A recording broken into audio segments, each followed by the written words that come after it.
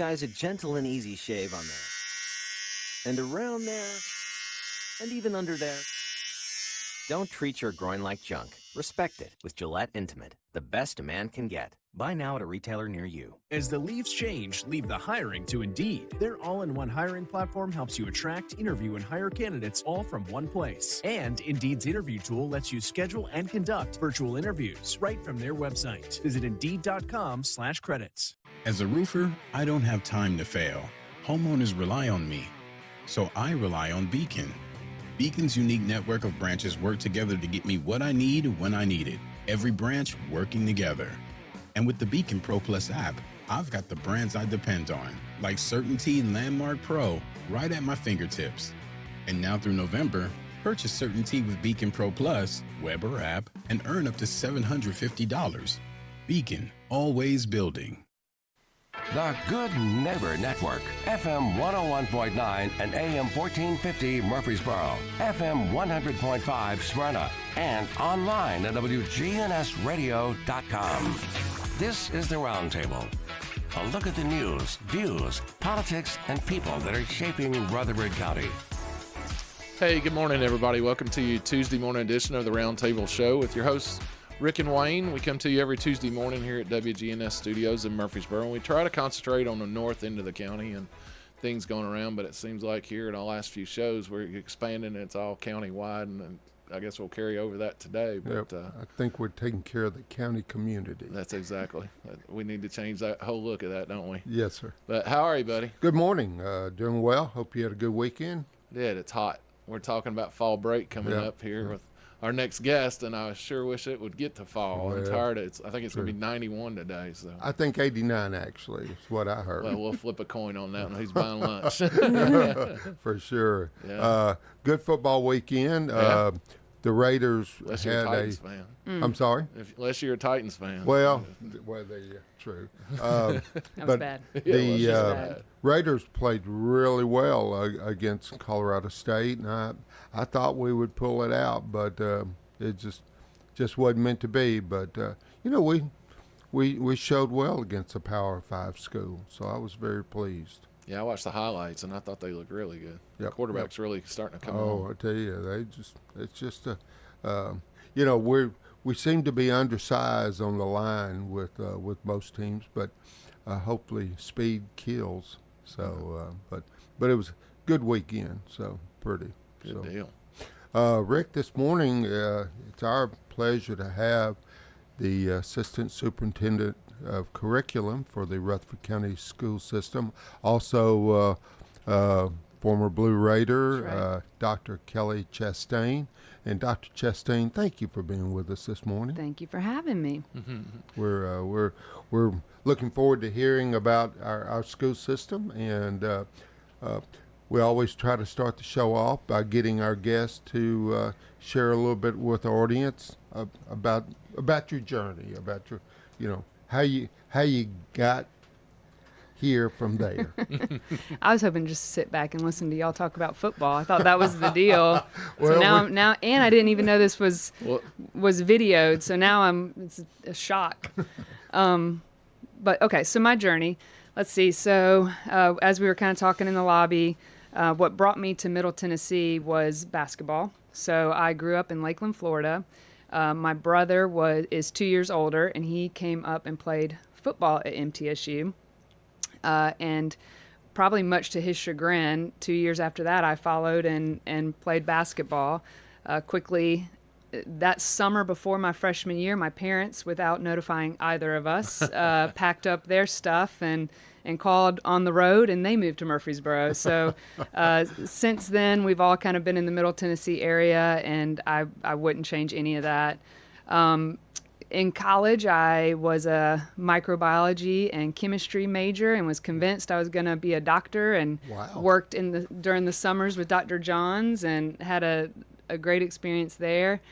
Made a quick right turn and decided that that wasn't really what I was interested in doing, and had an opportunity to coach. Never would have ever dreamed I would have wanted to coach, and certainly never thought about teaching.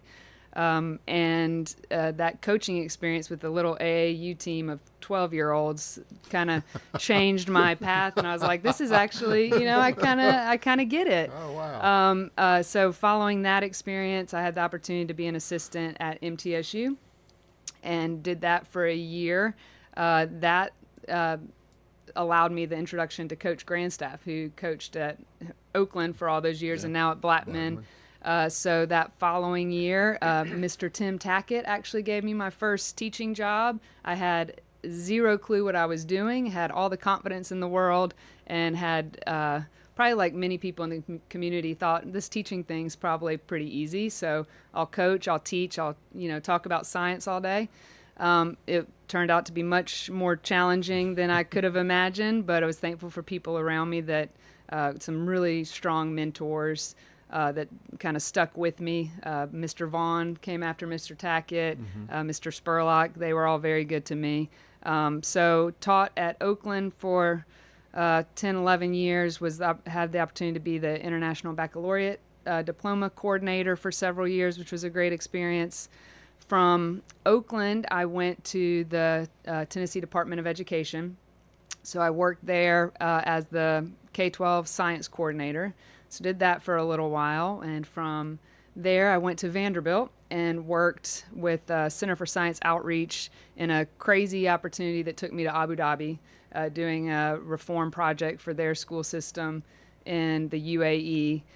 Which that was a very interesting experience where I realized, teaching is hard no matter where you are, how much money you have, whether people are driving around in Lamborghinis or here in Middle Tennessee, it doesn't matter. It's just a difficult but also rewarding job. From there, I came back to Rutherford County and was also a science specialist here. Moved on from there and did the school choice and charter stuff where we reunited, I guess. And then shiver. and then from there, I had the opportunity to be the assistant superintendent with Dr. Sullivan. So here we are. That's how I got here. Well, I had just a tremendous amount of respect for you prior to hearing all this, but now I'm going, wow, what a journey. It seems like just yesterday I remember that first classroom I was in, and that group of kids probably has no idea what an impact they made on me. And that is this truly, when we talk about teacher shortages in the profession and how difficult it can be, I hope people never lose sight of how just valuable our teachers are and what a difference they make and what a difference those kids make for all of us. It really brings hope, honestly, to be around kids and realize, we're going to be all right. This is a special group of young people. The international experience. Nuts. It's just nuts. I don't even know how I ended up there. That was my question. It's like, how did you find the opportunity? You're obviously the state of Tennessee at that point, right? Right. So I got my doctorate at Vanderbilt. And while I was the science coordinator for the state, you go and you're part of these roundtable events and these groups trying to do certain initiatives. And while I was doing one of those events, I met some people that I continue to be friends with and are mentors today that worked for that Center for Science Outreach. And then one thing led to another, and then I was on a plane to Abu Dhabi, and Wow. it was wild, but it was a really strange but valuable experience. So obviously you have done a lot in a short amount of time. Oh, no, I feel very old. So today we were talking about my, we're not going to talk ages. Not on here, that but short you're not period of that time. old, so with you being, and I got a different name wrote down. I think it's your new name they gave you this past year, the Chief Academic Officer. Yes. So what does that entail? What do you do day to day, or is it start? I imagine it starts in the summertime with state regulations and everything sure. else. Do you just set curriculums, or what do you do? Yeah, so that obviously is a huge part of it. We have a phenomenal staff that's been built over the years at our central office that work in kind of that core academic curriculum instruction department. So depending on what year it is, like, so this past year was a math adoption year. So you obviously have new standards, new textbooks to adopt, curriculum to communicate to parents and teachers and training. And with all that comes new assessments, spending a lot of money on textbooks and materials. So that is a huge part of it in terms of just making sure that we are teaching the state standards and giving our teachers the best resources we can to make sure that they are successful and that our students are successful. So that's probably the primary job, is what can we do to get barriers out of the way for our teachers, and how can we give them the resources that allow them to be successful. So that's a huge part of it. The other part is just we work a lot with principals, and I will say that I don't know that our community realize how blessed we are with the principals we have. Our principals work just a crazy amount of hours and are incredibly good at what they do. And that can be a thankless job sometimes. You see, when things go wrong, that's who often gets the call. But so working with principals and teachers and just making sure they have their resources. Gotcha. With the state regulations, and we're basically, I feel like, hamstrung a little bit, or we're teaching towards a test or regulations through the federal and state level. So how do y'all juggle that? Really? It's not a problem at all. No. I know better. Oh man, that is a constant balancing act, and I know that it can be very frustrating for teachers to try to, you've got this measure that determines their worth, essentially. I mean, that's what gets communicated to the state and gets broadcast as far as school letter grades now.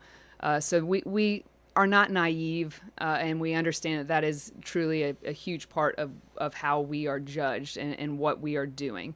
That being said, one of the things that we're focused on this year that somebody came in and was talking to our staff about, building professional communities and such. And one of the things that he said is, find and believe in the power of and. And I think that is one of the things that with tests specifically, you think, yes, you can be successful and teach the standards that will be assessed on that test, and you can be a creative teacher, have autonomy, do what's right for kids, bring joy to learning and teaching. And so I don't think they have to be mutually exclusive, and that's certainly our goal, is to be successful by the measures that we are judged on, but also allow our spaces to be places where teachers want to teach and students want to learn. Got it. I know we're seeing a lot more emphasis on STEM, or some are calling it STEAM now. Mm-hmm. Are the state and federal regulations keeping up with that? Because a lot of that science, as you're talking about, it's in that STEM program. Sure. So are they keeping up with that, or are you seeing them being behind? Or That's a tough. So STEM specifically, STEM and STEAM. So first, let me just brag on a couple of our schools. We have Christiana Middle just recently received STEM designation. Smyrna Elementary is also a STEM designated school. That designation and the work that's put into becoming a designated school is incredible. Yeah. And I think one of the biggest keys to that is community partnerships, really giving students hands-on opportunities that kind of span through longer periods of time. So that one thing is, I'll put over here and say that that was a state initiative that has state funding that I think has proven to be a good thing for kids. We see a lot of that in Murfreesboro City schools too. So in that regard, that has been a good thing. In terms of keeping up, that is tricky. And I'll tell you, one of the things that we see in high school, as you get into high school programs, and I hope this is even what you meant by this question. If not, just jump in and tell me to stop talking. Oh, no, you're doing great. Okay. But when we talk about keeping up with like the high tech fields, engineering, mechatronics is a big one for us in this area. One of the things that's tough is you have to have a whole lot of high-tech equipment, which costs a lot of money, and you also have to have instructors and professionals that are willing to come give their services to a K-12 teaching experience. So that can also be tough in terms of how we can pay instructors to match what they were making in industry. I would say that's one of the biggest hurdles for us.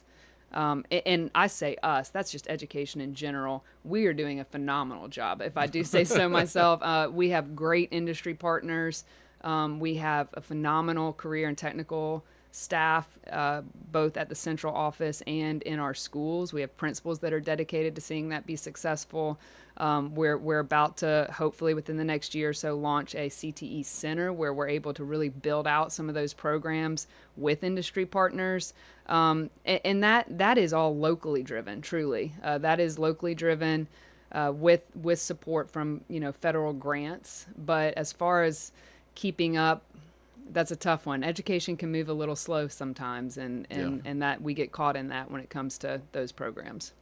I think you're right along the lines where I was thinking, because I know industry-wide they're looking and they need employees that are ready to work and have not so much the math and English and everything else that goes along with getting your diploma through high school, but it's just those simple things of being a tech, and with the Tennessee Technology across the street from Nissan and their partnerships they've got there, that how we've had them on this show is how they're just drowning trying to find new people and young people to come up and do things. So I worry that the state, while they partnership, a lot of times they get in our way as far as our community to make our communities better and better paying jobs and everything else with the growth that we've got.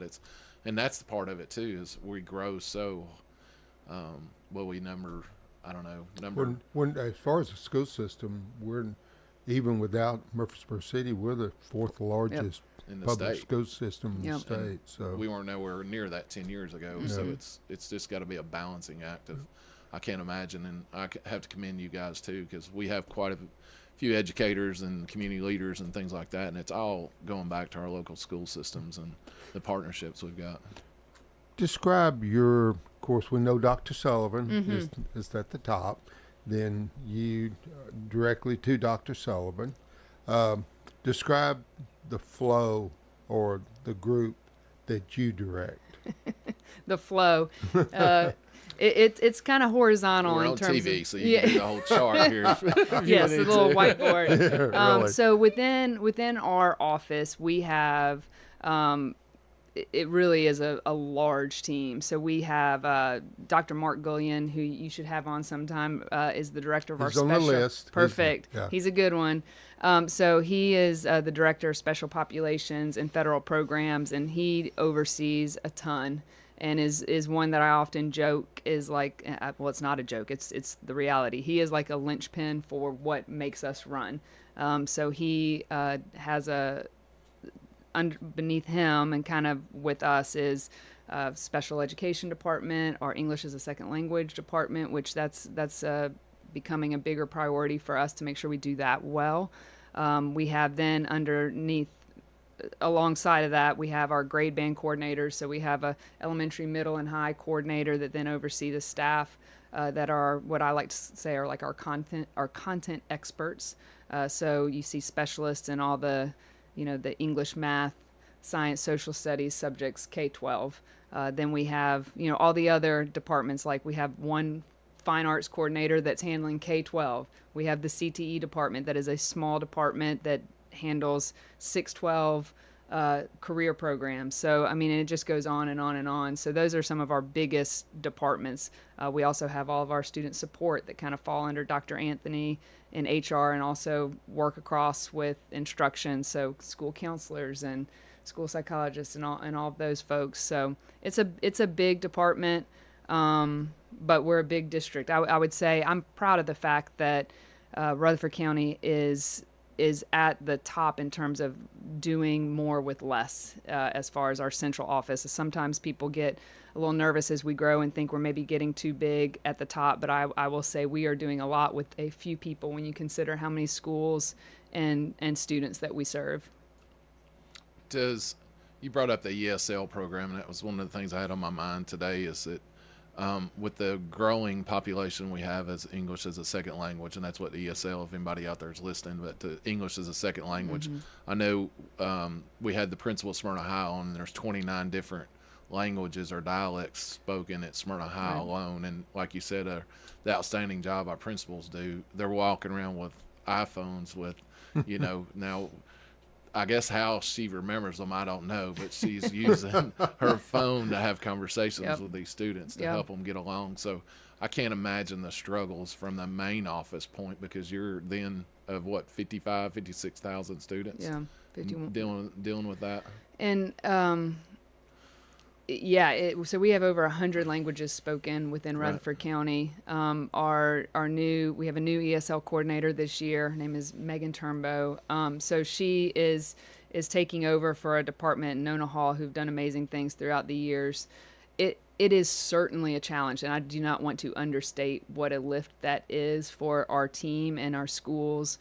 But at the same time, I want to make sure that the community understands that we are committed to making sure all of our students are successful. So we've got students and families that are coming from all kinds of backgrounds, and they really do offer a great opportunity for our community in terms of what they bring with them. It is a challenge, though, especially at the high school level. I mean, I always like to see when families move in and their kids are in elementary, because that gives us a real shot at making sure that they get the services they need. They learn, they acquire that second, third, fourth, sometimes language of English more quickly.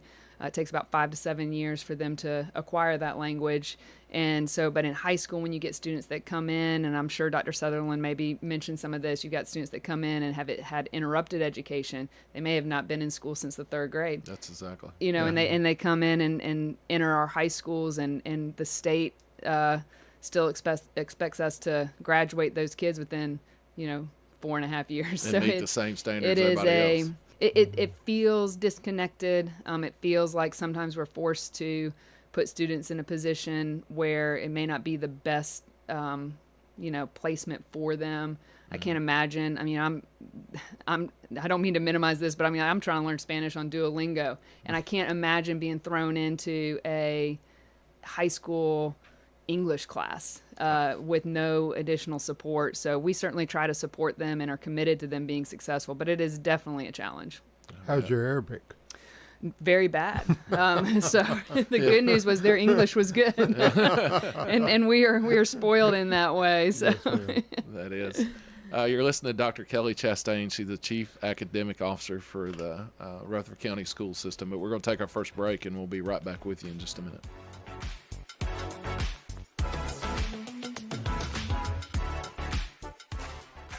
Are you tired of looking at health insurance plans that all look the same? Let us do the heavy lifting for you. From birth to age 100, we can help you find the right plan for your needs. Call us today at 615-345-0411. Find us on Facebook or Instagram, or visit our website at covermyassets.com. That's covermyassets.com. Weight loss has always been a struggle for me, but thanks to Magnolia Medical Center, I'm finally on the right track. A talented team of experienced medical professionals work together to achieve success for their patients. Magnolia Medical Center can help you live a healthier life. The semaglutide injection has helped me to lose 60 pounds, and I've actually kept it off. Begin your weight loss journey at Magnolia Medical Center. Thank you, Magnolia Medical Center. Online at magnoliamedicalcenters.com. Middle Point Landfill is holding our next open house this Tuesday, September 26th. It will be at the Almaville Volunteer Fire Station at 911 1 Mile Lane in Smyrna from 5 to 7. This open house series gives the community a behind-the-scenes look at Middle Point's operations and their role in the community's approach to managing waste. We will also discuss our long-term vision for the Middle Point facility on Tuesday evening. Learn more about Middle Point Landfill by visiting middlepointlandfill.com. Get ready for Blue United weekdays with MTSU football. MTSU will be hosting not one, but two incredible games in October. The first on Wednesday, October 4th, against Jacksonville State, and Tuesday, October 10th, against Louisiana Tech. Right now, you can snag tickets to both games for the price of one. 2-for-1 tickets, can't beat that. Secure your seats today. Visit GoBlueRaiders.com. Let's go Blue! Finding that missing shin guard. Remembering whether it's a home or away game. Getting the right kid to the right playing field on the right day. Why are simple things sometimes so complicated? Thankfully, with auto owners, insurance doesn't have to be one of them. We work with independent agents who keep insurance simple so you can worry about more important things, like not being that fan. Oh, come on, Ref. That's simple human sense. Rayburn Insurance in Smyrna. Come see me, Rick Hall, at Rayburn Insurance in downtown Smyrna today. This is Good Neighbor Events with Bart Walker. Brought to you by the law offices of John Day and AmeriCare Pest Control. This is a paid legal ad. When a family member is lost as a result of someone else's negligence, the grief can be unbearable. It also leaves you with a lot of questions like, how did this happen? Who's responsible? And is my family going to be okay? That's a lot to go through, but with the law offices of John Day on your side, you don't have to go through any of it alone. We understand what you're going through, and we have the experience to get the answers, justice, and compensation your family deserves. Call the law offices of John Day. WGNS encourages you to shop and listen local.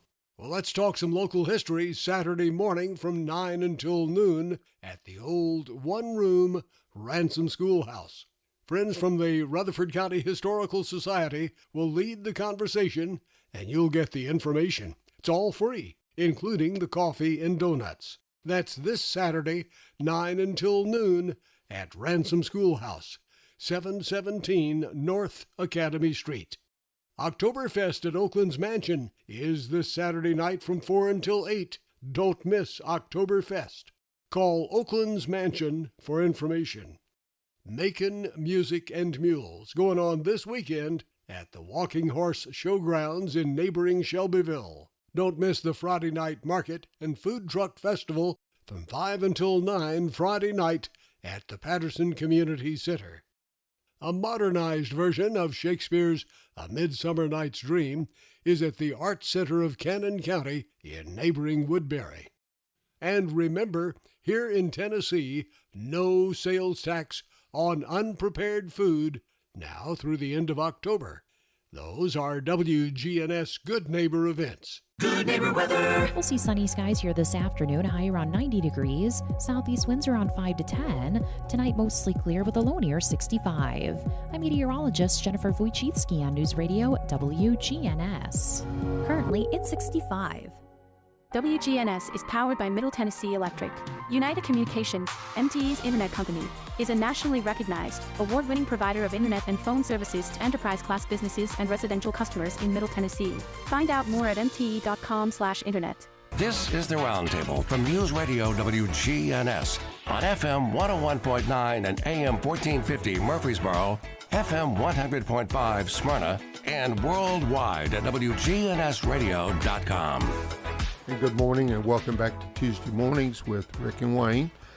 This morning, it's our pleasure to have I'm going to stay with the assistant superintendent. Got a battle already. Change is hard. So you started. Yeah, for curriculum, Dr. Kelly Chastain. Of course, being the chief. What did we say? Chief academic officer. My also, police background. It sounds I got easier for me. I got chief. That's salute. I got that. Stars. Also, former Blue Raider. I have my blue on. Rick's got blue, but it's a light blue. And again, if I had realized we were on camera, which you probably told me, I would have come in official. I apologize. I think I did not. So, but we're tickled to have you. Of course, in this segment, maybe talk about some things that you're extremely proud of as far as things that y'all have accomplished here in the near past, if you will. Of course, my ears perked up when you started talking about career and technical because I think that is such a need. The university mentality for parents has been so prevalent over the years, but we need these career and technical students. And that's definitely a good place to start in terms of what we're proud of. Rutherford County is uniquely situated in that space, and we have leadership with Tyra Pilgrim. I may get this wrong, but I believe she won at some sort of Trailblazer Yes, award last year. I think so, too. Among other awards. And she has a great staff. Brian Lewis, we have several other people as part of that staff. One thing that I think the community would be interested to know is that we have increased our work-based learning. I think it's almost doubled from what it was even a year ago. And that is very similar, and I think can work in concert with things like apprenticeships. So work-based learning allows our students, juniors and seniors, to go into the workforce for half a day maybe and actually work for some of our community businesses and gain experience. And ultimately what we like to see is when it aligns with that pathway that they're in. We are working very hard on more articulated apprenticeships. We've got some opportunities with Nissan already, but looking at partnering with other community industry partners to make that a reality for our students as well, which is really kind of a win-win for both our students and those community partners.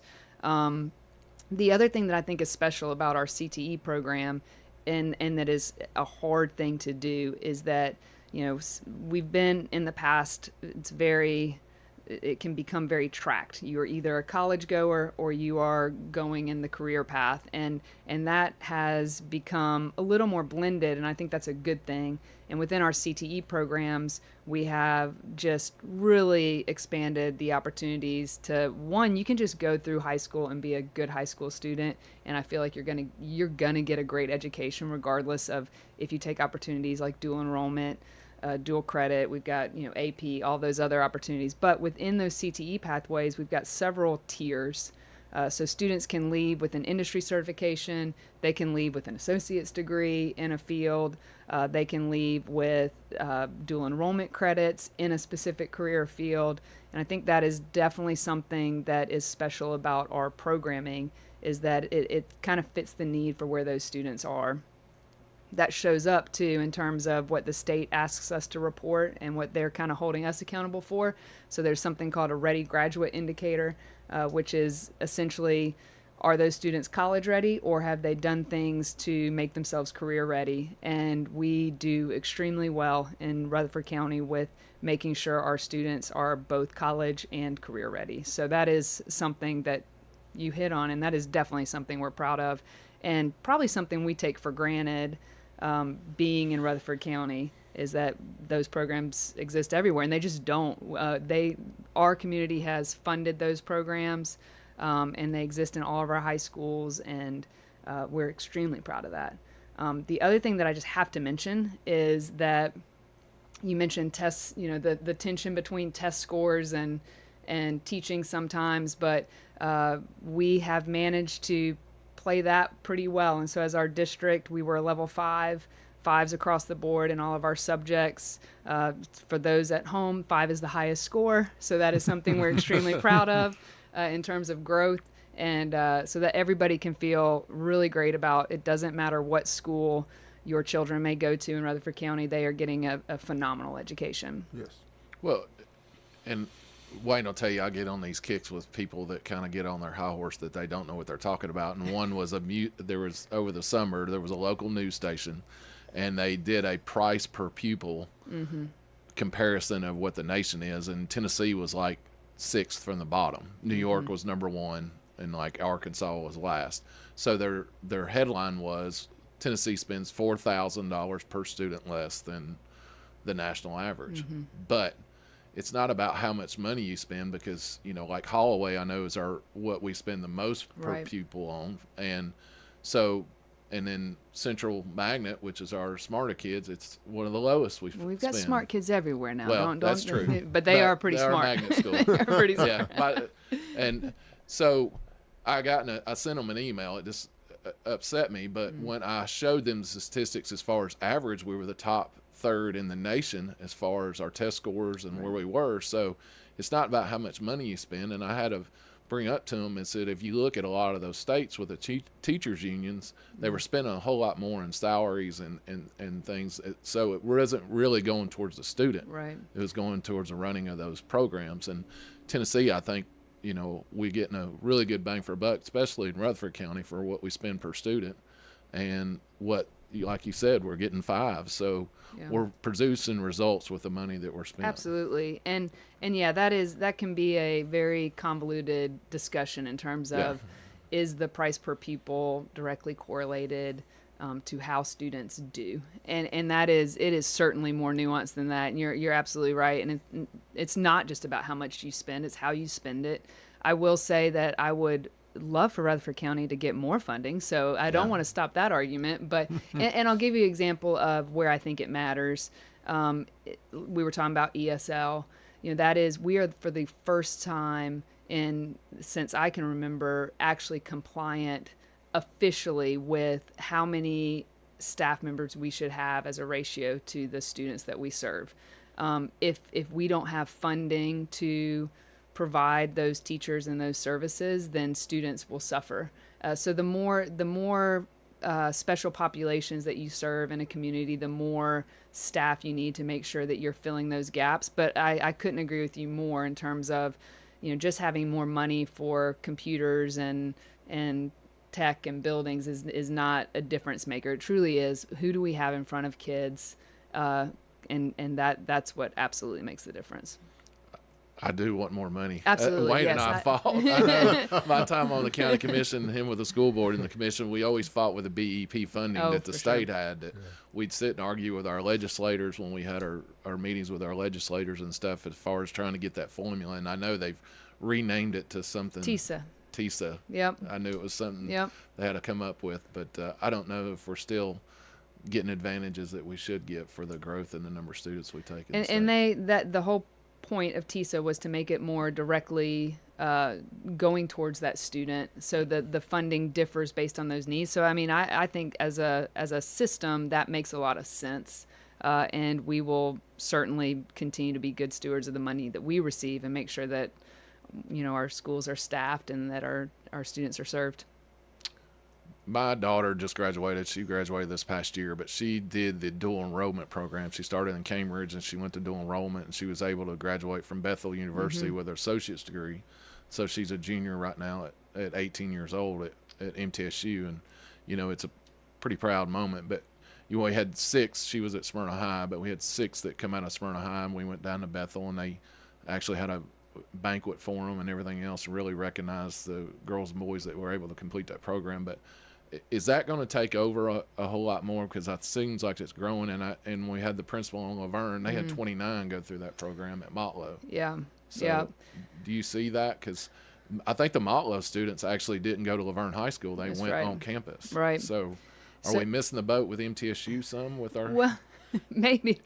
So we've got, again, we're a little spoiled in this area. Yeah. And I think it will continue to grow as long as that's what the community needs. And the thing that dual enrollment has, the need that is filling is that we all know college is really expensive. And to be able to graduate from high school and also have 2 years under your belt for college, and it's essentially been free, is a tremendous gift, and that is thanks to the state. So that is state funding. So dual enrollment right now, we have the Bethel program that you mentioned at Smyrna. We have the early college, which is a partnership with Motlow. So that is Motlow and Laverne High, and that program is phenomenal. It serves a lot of first-generation college goers, keeps them in a cohort model. They're on campus to get them familiar with kind of college life and freedoms within reason. They're still very closely watched, both academically and monitored's a good word. Monitored's a good word. And then we also have a dual enrollment associates program through MTSU with mechatronics at Oakland. So they have a smaller group of students that are specifically going through an associate's pathway to get a mechatronics associates. So those are the 3 big kind of associates programs we have. But dual enrollment, MTSU continues to be one of our biggest partners for dual enrollment just in general. So they are certainly serving many of our high schools. Motlow also serves a great number of high schools and has been a tremendous partner. And then Bethel has a unique relationship with Smyrna. It was. Yeah. Could I pull something kind of out of the air? We hear this term all the time, best practices. Oh, yeah. and I'm not sure that very many people understand that term. I mean, you may think it's one thing, but it really encompasses a larger picture than just the term. That's a funny question. So education, I guess all industries are bad about this, but we are very bad about just throwing out buzzwords and acronyms, and best practices is certainly something that you hear a lot, and I don't know that it is always used appropriately. So I hope that we are never doing things like, well, this is best practice, and hoping that stops a conversation, but sometimes that is what happens. In terms of us, when we are talking, at least internally and with our principals and teachers, and talk about best practice, that is coming from a place of a tremendous amount of research. So whether that's national committees or organizations, for instance, like that deal specifically with teaching and learning mathematics, that is a group that will fund research of, people across the country, of, college professors, teachers, practitioners, and, what is it that our students need to be learning in math.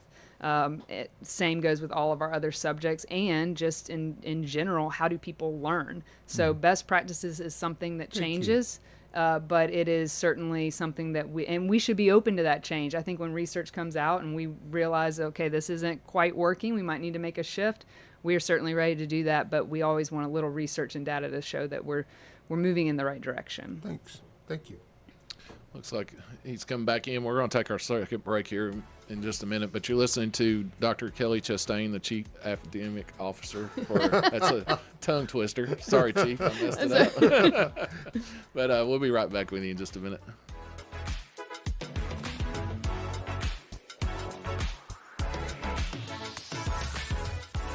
Hi, this is Chip Walters with Exit Realty Bob Lamb & Associates. You might know me as the voice of the Blue Raiders, but I want to be your trusted advisor in real estate. Whether you're buying or selling, it's time to choose Chip. Do you have a growing family and need to upsize?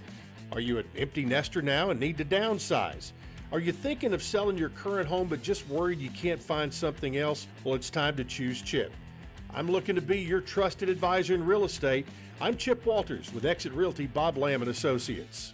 Our people, that's the difference. Maples Realty and Auction. I'm Betsy Maples Taylor with Maples Realty and Auction Company in Murfreesboro. Here's a look at our upcoming auction. 2 live auctions coming up Saturday, September 30th. The first, a 3-bedroom, 3.5-bath home on 5 plus or minus acres in Bell Buckle at 10 a.m. The second, a 3-bedroom, 2.5-bath brick home on a corner lot in Murfreesboro at 1 p.m. More information at maplesrealtyandauction.com. Maples Realty and Auction. Sold! Hi, this is Lisa Halliburton with Bell Jewelers. Bell Jewelers has a wide selection of gifts for you in all different price ranges. Anything from Pandora to pre-owned Rolex watches, Longines watches, clocks, and Rutherford crystal. All price points to meet your budget. Bell Jewelers is celebrating 143 years in business, and we're located at 821 Northwest Broad Street, across from Toots. Get pharmacy services with a cherry on top from Reeves Sane, Murfreesboro's hometown pharmacy since 1980, at 1801 Memorial Boulevard and at reeves-sane.com. Here at Bud's Tire, we make buying Michelin tires simpler. I'm Allison Mitchell with Bud's Tire Pros. We offer a straightforward approach to service, including nationwide warranties with every purchase. Stop in today to see our full lineup of Michelin and BF Goodrich tires. For whatever you drive, Michelin and BF Goodrich have a tire to fit any need. Bud's Tire Pros, hassle-free, guaranteed. We're located on East Main Street, exactly 3 miles from the town square, 1 mile past Rutherford Boulevard. Visit us online at budstirepros.tn.com. This is the Roundtable from News Radio WGNS on FM 101.9 and AM 1450 Murfreesboro, FM 100.5 Smyrna, and worldwide at WGNSradio.com. Good morning and welcome back to the third and final segment of Tuesday Mornings with Rick and Wayne. And this morning, the Assistant Superintendent over curriculum. Chief Wayne, Chief. I think the same thing assistant happens in our superintendent office. is still. Yeah. They're both very great. See, you come from that educational background. I'm coming from the police. All thing. I complaints get it. regarding titles should go to Dr. Jimmy Sullivan. Take it up with him. We understand, Dr. We're trying Kelly. to get him on, so I want to be That's nice right. with him right now if he's listening. Yeah. Dr. Kelly Chastain, and again, thank you for being with us. Maybe in this final segment, if you want to, maybe challenges to the system? That's a tricky one. So I will say that all challenges have opportunities, and we really do try to keep that at the forefront. But that being said, there are certainly some things that have to be discussed frequently. One of those is just our growth, and I know that the community will hear a lot about that in the coming weeks and months, and that would be a great thing to have Dr. Sullivan on to discuss how our district is attempting to handle growth and appropriately get us in a position for the next 10 years. So that is a challenge. We've got schools that have a lot of students in them. The amazing thing is that our schools are still performing extremely well. So I want to say that, but at the same time, we can't expect that to continue with the strain that's being put on our buildings and our principals. So that is certainly a challenge that instructionally matters. We would love to see students in spaces that are a little smaller in terms of class sizes with staff, et cetera, but we are managing that. Another challenge continues to be, albeit well-intentioned, like everybody wants our students to be successful. Everybody in the community and the state wants Tennessee to perform well.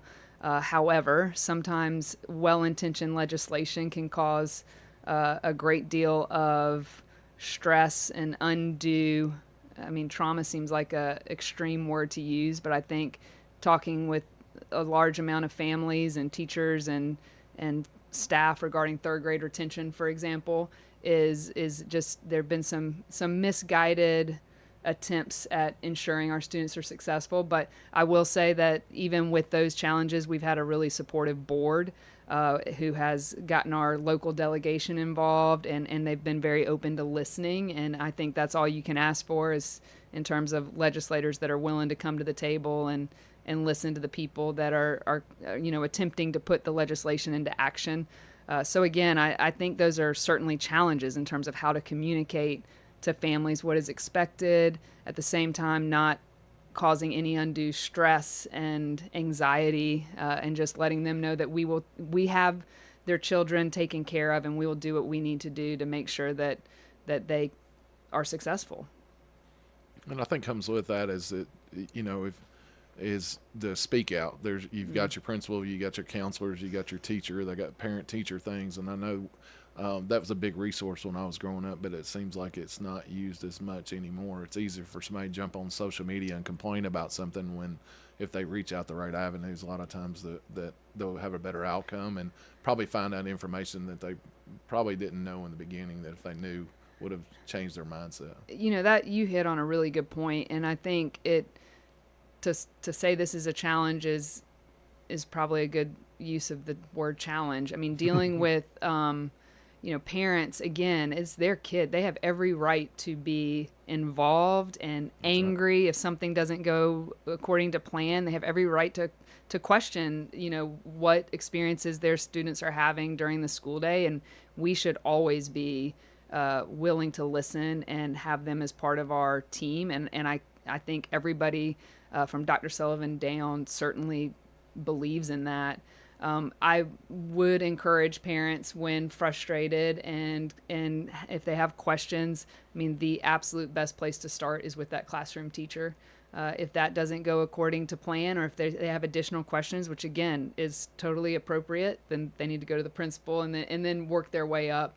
We do have a tremendous community, and I think that parents that jump on social media, again, are well-meaning. It does sometimes cause things to move back a few steps. So we're working through the social media era just like everybody else. But at the end of the day, I think the best way is to just keep telling our story, what amazing things we're doing, let parents into our buildings, let parents know what we're teaching their kids, we are as transparent as possible. And we may not always agree, but we certainly are not hiding anything and would love for them to be involved.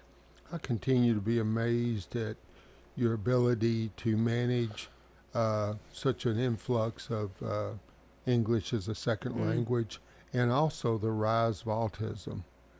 That's good. Autism, I really had not heard that medical term until I was on the board. Right. And then, of course, during the time I was on the board, it continued to rise, and I presume that is continuing to increase. Absolutely, and I mean that is a tough thing for a teacher to manage. It's also a tough thing for a parent to have to manage with their guiding that student through their educational career.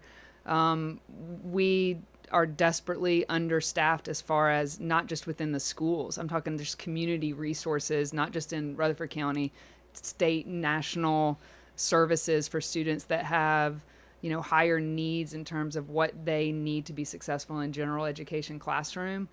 We have done our part to kind of meet that need, and we have classrooms dedicated to students that do have autism and have those special needs and require somebody that is more one-on-one with them to make sure that they can be successful in that classroom. So we have met that need in that way, but we're trying to keep up and again, just to make sure that we haven't just said, okay, here's a classroom for these students across our district, but we also have staff in there that are highly trained and available and willing and can meet those students where they are. And again, with the ultimate goal being, some of these students that have special needs are tremendously bright, and it's just a matter, it's up to us as adults to make sure that they're getting what they need to be successful.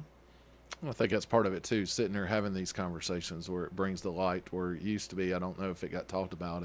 I know we're both part of Rotary, and we did a playground now that's an all-inclusive playground. It's at Lee Victory Park in Smyrna with the Jeff Coos Memorial. So that playground has now bathrooms that has changing tables that's not only for small children but up to the adult size, because our kids do grow up and they're got a place now that they can use, and we're doing the same thing in our schools. They got to provide spaces and ability to let those, and I'm a big proponent of having them in, because I know there was a point at some point they said, well, we don't know if they ought to be in the public schools or not, but I think it helps them grow better and be in a better mindset and attitude, and also the students. I helped a lot with our special needs when I was in high school, and I had a family that I hung out with a lot that had some adopted children that were special needs. So having that, the kids that around them and the influx of the two, I think is a great mix and for both sides. And Rutherford County, I think, does an outstanding job and has done it that way for years. And it's never, to me, with the miracle fields and everything we've got going on, it's a great program.